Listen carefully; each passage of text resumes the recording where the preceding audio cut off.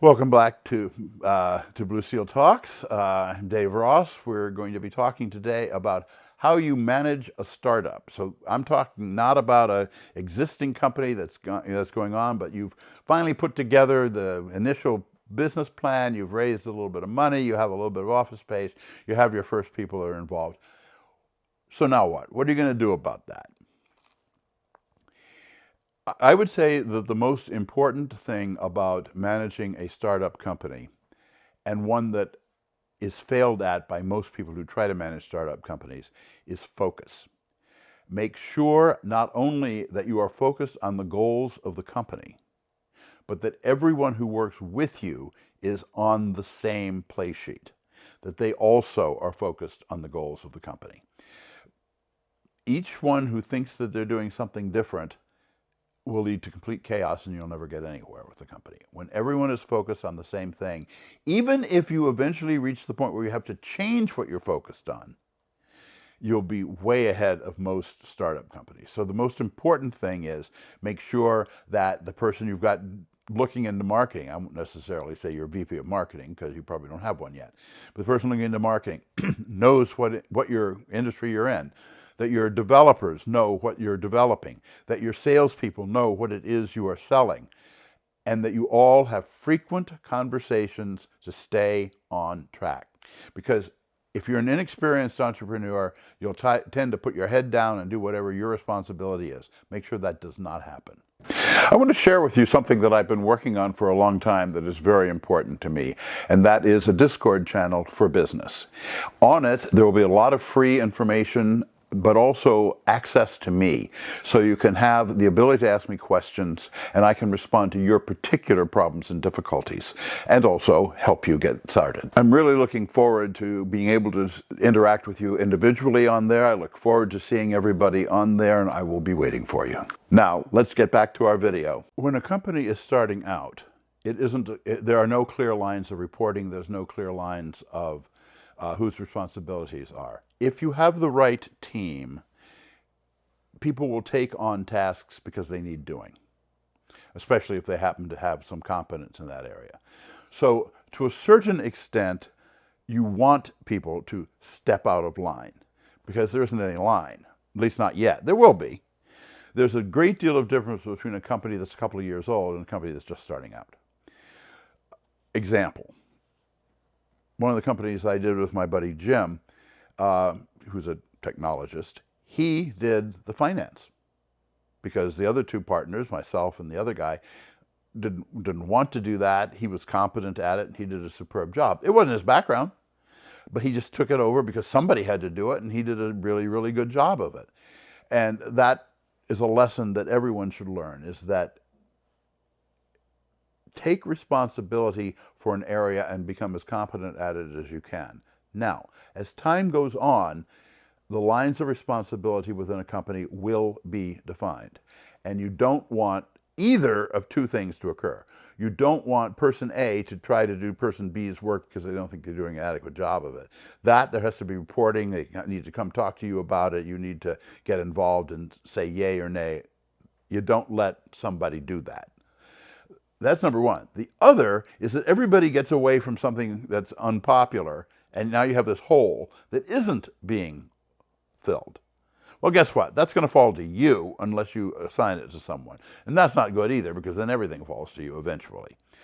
So the important thing is, first, it is always better for people to reach too far than to not reach far enough. In other words, to take responsibility that doesn't belong to them rather than to not take responsibility that should. That said, your job as CEO and your job as a manager in any position for the people under you is to make sure that there are clear lines of reporting, that you have this responsibility, you have that responsibility. If there is shared responsibility, it's a recipe for chaos. Very few people can share responsibility with someone and not drop the ball as to who's supposed to do something. But when one person's in charge, even though two people are working on it, them and somebody else, that you can manage. In fact, that works a whole heck of a lot better. So make sure that as the company begins to mature, I'm not talking about when it's 5 years old, I'm talking about when it's 6 months old, that you begin to put people in positions that they hold, that they have titles, that they know what that responsibility traditionally is in the market. There are several kinds of holes in a startup company because, of course, a startup company is starting from nothing. So the whole thing was a hole to start with. When you start, you're obviously hiring or forming a partnership with the other people that are in your startup criterion for some reason, that you must believe that they contribute something to the overall vision that you have for the company. So to start with, how about putting them in that position? You know, the position you hired them for, with them understanding that this is all fluid. When a person takes responsibility for something, it's their responsibility and they are expected to fulfill it. But what their responsibility is next week may be very different from what it is this week, because that's the nature of a startup company. As time goes on, people will fill the roles that they're most suited for, if they're competent at all. If they're not, then you get rid of them and get somebody else in that position. Now, that's one kind of hole. There's a second kind of hole, and that is the hole that you know is in the company, but you don't need the person in that position right now. Example, if you have a technological development that has to take place, you're going to be spending your time doing the technological development. You don't need a salesperson. You may need a marketing person to determine how the product is going to work and so forth like that, but you don't need anybody out selling it because you don't have anything to sell. So those kinds of holes you know are there. The only thing you need to do about them now is have a plan for when you're going to hire that person and how you're going to get them. And that's critical. But it doesn't mean you have to do it now. That, of course, is a recipe for disaster. It also is a sign that one of two things is true. You either should be hiring and aren't, or you should be hiring and can't. In other words, you don't have any money. If it's the latter, you make do. One of the things that I've made do when I've had that situation, I went to the board. I said, I can't afford to hire this person. I need somebody here. Do you have a friend or a consultant or somebody who could provide me some advice here? And always they've come through with somebody, often somebody who does that job for 3 months with no pay, just because they're friends with the board member. Don't be afraid to use your board and make them do their job, which is helping you with things like that. You are absolutely correct that many people in a startup company, even people near the top, have no significant experience in managing people working for them. But if you and they are doing a good job of hiring, and by the way, never hire somebody under somebody else. That's their job. You can submit candidates, you can talk about it, you can interview, you can do all of those things. But it's a mistake to hire somebody and say, you're going to work for this person. It can work, but it's not a good look. Let the person do it themselves. The kind of person that you're hiring in a startup company had better be a self-motivator.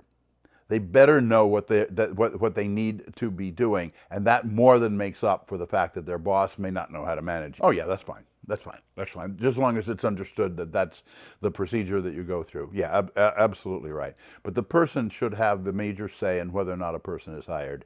Particularly, they should have the ability to say no. At my previous company, but one of the guys who showed up on our doorstep and was immediately hired as our receptionist, I'm not making this up, is now a senior manager in the company.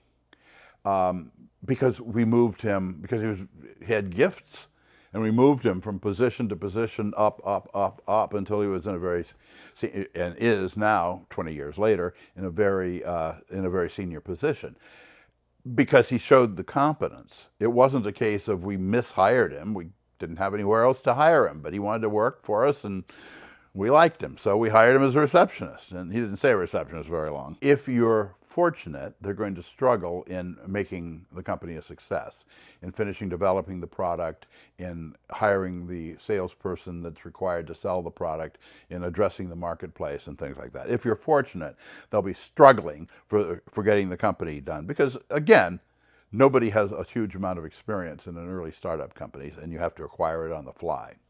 It's like building an airplane in flight. It's a little bit difficult, but you have to do it. So that is probably the most important. Obviously, one would always prefer that if a mistake is to be made, it's only to be made once, and that people immediately learn not to do that. That's, of course, unrealistic thinking, but that's the goal in which you are aiming. If a person makes an occasional mistake in an area, even if it's similar to previous mistakes they've made earlier, if it's not fatal, let it speak to them about it, but let it pass. If it is hindering the company or hindering their department of the company substantially, because you're walking without a net under your tightrope when you're in a startup company, and you can't afford to be too far off the path. If it's so far bad that it's actually impacting other people, you may want to consider somebody else in that position. First of all, you document it. So you keep a documentation of, I gave you these instructions, or you agreed to this, and this happened. Make sure you have that so that when you talk to them, you can cite, case, gender, and number. I mean, you can tell when it happened. And that's important because they often are lost in the maze of the day-to-day. And so they don't necessarily track that either with the best of wills. But you shouldn't let that go very long, because if they're making the same sort of mistake and it's damaging the company, then you want to correct that as quickly as possible. And the best way to correct it with somebody who's gifted is to tell them that they're making the mistake and ask them not to do it anymore. And it helps if you have established your authority so that they listen to you, not because you're commanding them, but because you have their respect. So, as always, rather than giving orders, you should work on consensus with the flavor that you have the right to make the decision, and you're being good to let them participate. So no, don't go too far in the everybody's equal category, but don't go too far in the dictator role either. I will tell you what I've done. I can't speak for everybody because people's personalities are different. Whenever I had to make a decision, I'm talking about early on before I had a reputation and people knew how I worked and so forth. When I had to make a decision, I would get that involved people that were subordinate to me. I would get them all together. Even if they were on my level, I would get them all together. And I'd say, this is the situation as I understand it. Here's the desired goals. How do we get from point A to point B? And let people talk. And sometimes you wind up with two people that are completely at odds with each other. That's fine. Just hear them both out. And then I would put together the solution, or what I thought was the solution. I would not necessarily take anybody's advice. Often I would take some from here, some from here, some from here, and make it work. And always have a criterion that the goal is to make the company successful. But there's a secondary goal to make people feel appreciated for their contributions, because you want them to continue to contribute, even if you don't take their recommendation this time. So establishing a reputation for treating people with respect, even when you reject their idea. Making sure that they understand why you feel the way you do, but don't have to justify yourself. Well, I'll give you the example on the lecture that I gave a little bit about telling off a board member. There was some debate about whether or not someone should jump down her throat about the fact that she was recommending something that would have damaged the company if we'd done it. And there was disagreement. I solved the disagreement by taking the responsibility myself of doing it, so nobody else had to talk to her about it. I knew she wasn't going to do anything negative about it. But so you establish your reputation for building consensus, but when consensus does not exist, or when consensus has been reached, that you take charge and you carry out your job at that point. Once you do that a few times, people will say, okay, I don't need to handle that. They've got it. Even if they're capable of doing it in that area. Now, there'll always be somebody who wants your job and things like that, and I have no patience with that in a small company. We should do it as a separate video on its own, but I'll give at least a brief say on that. All of the companies that I have done, I've had external financing, so people got salaries from the beginning. Often they accrued some salary and they were paid some salary.